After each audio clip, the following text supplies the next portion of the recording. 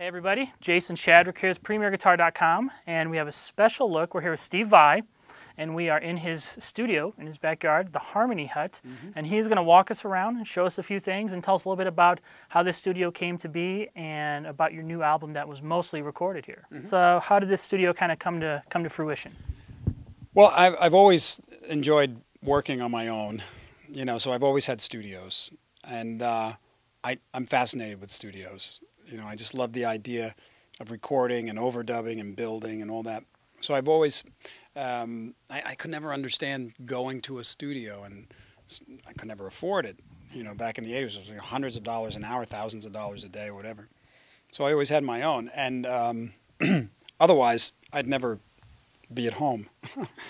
So I always had home studios, and maybe this is my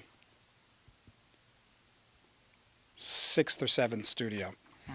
But I wanted to do it right. And first of all, the decor, I don't want it to look like a studio. So I went out and I got all this fabric, and I had all this stuff hand-built by a friend of mine to look more like a library, like a gentleman library.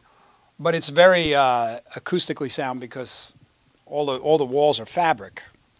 And there's, foam behind them to absorb sound. So then that's when you're sitting here and you're mixing, there's no standing waves, and it's a great room to mix in. But then you need gear, and I love gear. I'm like an equipment whore. And I love collecting old compressors and EQs and stuff like that. I actually usually don't collect vintage guitars. I'm not fascinated with, I love them, but I only use guitars that I use. I only collect guitars that I actually use, But with gear, and unfortunately this stuff is a lot more expensive than guitars, but I like it, like these, these Pultec EQs, they're very old, they're very sought after, and they're probably about $7,000 or $8,000 each. But when I got them, years ago, they were cheaper, and the stuff goes up, but this is an EQ rack. These are EQs, and this is a rack that's attached to the patch bay. These are mic pre's, API, which is my favorite, and these are called 500 series because of their size, and this is called a lunch pail because you can just take these various 500 series that people make and just kind of stuff them in there. Yeah. And over here are various racks of gear. This here is a really cool piece of gear. This Compex EQ and compressor. They're very old, hard to find, but very functional, friendly sounding. This is the compressor that was used on When the Levee Breaks. And this is a very nice old, not old, this is more like 80s, but this is the second one that Avalon ever made. I got to ask, how did you come up with the compressor that was used on When the Levee Breaks? How'd you get a hold of that? Well, let me clarify. Okay. This is the brand. This is the kind. It's not the one. Okay. I should have clarified that. But then again, I was hoping it'd get by. This is the one that was used on Sgt. Pepper's. I'm kidding. This is effects processors. The 3000, the Eventide 3000, 4000. And these are really cool analog choruses because plug-in choruses don't make it for me. And then I've got, I'm going to look under the skirt. This is the X-rated part of the video. These are really great compressors, Teltronics. And these are these great AMS reverbs and harmonizers. These are very old, and they have a sound that you just can't get anyplace else. This is that snare sound, that non-linear kind of snare sound that so many people like to use, and everybody tries to mimic it, but this is the device. It's a real thing. Yeah. With all these racks and stuff, how often are you swapping things in and out when you come across something new? I'm always looking for cool gear, like these compressors here, LA3As, LA2As, and that kind of thing, 1176. They're always kind of coming on the market, and you got to keep an eye out for them. And I kind of trade gear sometimes, or my engineer is always looking for this kind of stuff for me. And I used to have more, but I don't really use it, so I don't really keep it. Right, right. I've learned how to clear clutter for clarity.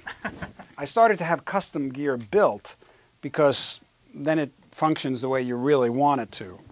And but Steve Furlot from Inward Connections builds this stuff, and this is probably one of the cleanest stereo mastering EQ I've ever used, and I use this on everything when I mix. And he built me these really great. This is his VAC-RAC tube limiter, which in itself is hard to, tube limiters are have a particular analog type of a sound. They're very different than like brick walls and digital limiters. And I really prefer the sound of that stuff. And these are like summing mixers that he hand built for me. So when you come out of Pro Tools or your digital workstation, you get this very clean kind of separation of tracks that then you can bust down to stereo. So I went through a couple of consoles. I've had a lot of consoles. My favorite console was an API, and I still have an API at the mothership. So I bought a console not too long ago, and it was the Neve 5088, because it was supposed to be it is a discrete Class A console. But I didn't like the way it sounded. What didn't you like about it? Well, to be perfectly honest, it wasn't what I was expecting. I did this vast comparison with mic pre's, and I tried all these mic pre's, the APIs, these Steve Furlot ones, the Brent Averill, old Neves, some of the Shadow Hills kinds of stuff. Probably about 12 different mic pre's, and one of them was the newer AMS Neves, and another was the 5088 console. And for my ear, and some of it was very obvious, the API was superior. And then these Furlot design, and then there's a kind of tie, for me, the Brent Averill. And the least favorite for me was the new Neve AMS type, which are, knockoffs of their older 1073s and 1088s. But the second worst was the 5088 console. It just wasn't my thing, So I got rid of that console, and I started thinking, well, what do I really want? Because, like, for instance, when I built my guitar, the Gem, there was things in Strats and Les Pauls and all these other kinds of guitars that I liked, but there was so many things that just weren't suited to where my playing was heading. So I thought, well, let me just build a guitar that fits my idiosyncrasies, and that's when the Gem was born. So I thought, well, let me take the same approach to a console. So I really like this 500 series concept. So I built this console. Actually, Tree Audio built this console, which is Steve Furlot and Ian Gardner. And all of these this rack here is 2 rows of 500 series for the first 16 channel.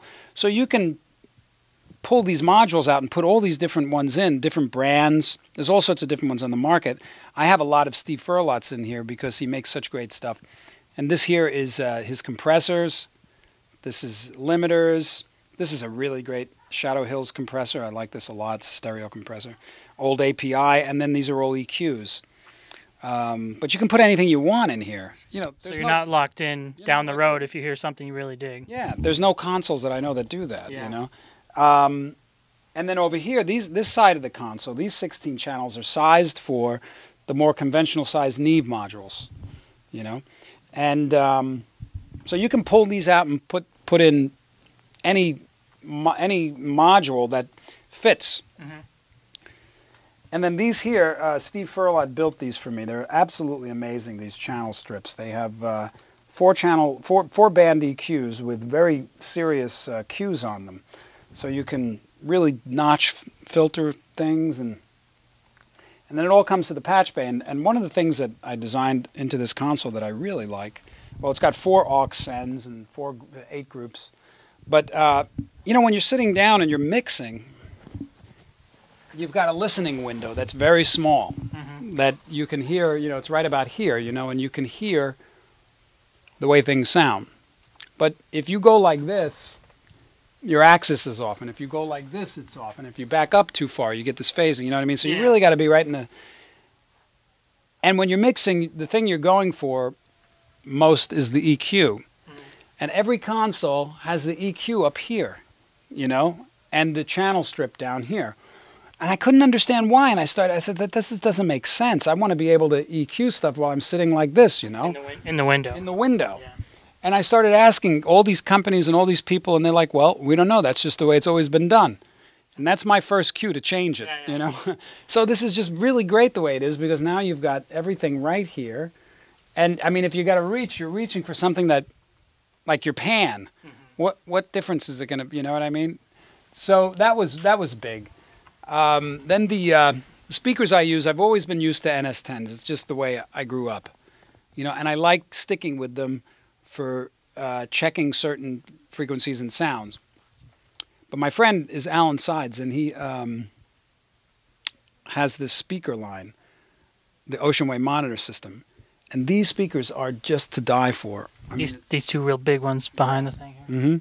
This is his lowest, his smallest model, you know, and they're like $60,000 or something. But you know, he has speaker systems that go up to like $500,000.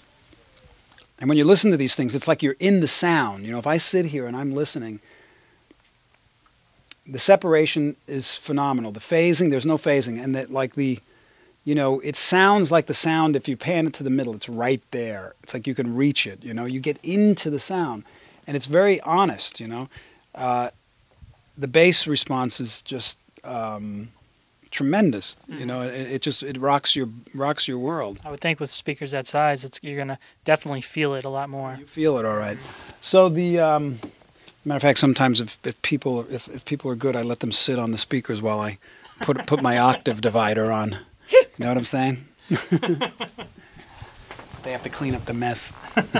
Anyway, so this is where I work, and this is you know, the computer, and I use Pro Tools, and I load everything into here and record. And a lot of times I sit here and I've got all this room for stomp boxes and whatnot. And this is really a wonderful piece, this radial, because it's a splitter box. And so many times I've tried to find splitter boxes that don't load down the signal or change the quality of the amplifier signals. And this is the best I've found so far. Kind of like the ultimate man cave here to do all your work, and you can come out here at 2 in the morning when something strikes, and you know, and that's it. And I got a little meditation room up there. Oh man, cool. It's very comfortable. And I'm sure you've read all these books. Only the ones on Tom Waits. Cool. All right, Steve. Thanks a lot for showing us around your studio. Okay, thanks a lot, man. This is Jason Shadrick with PremierGuitar.com.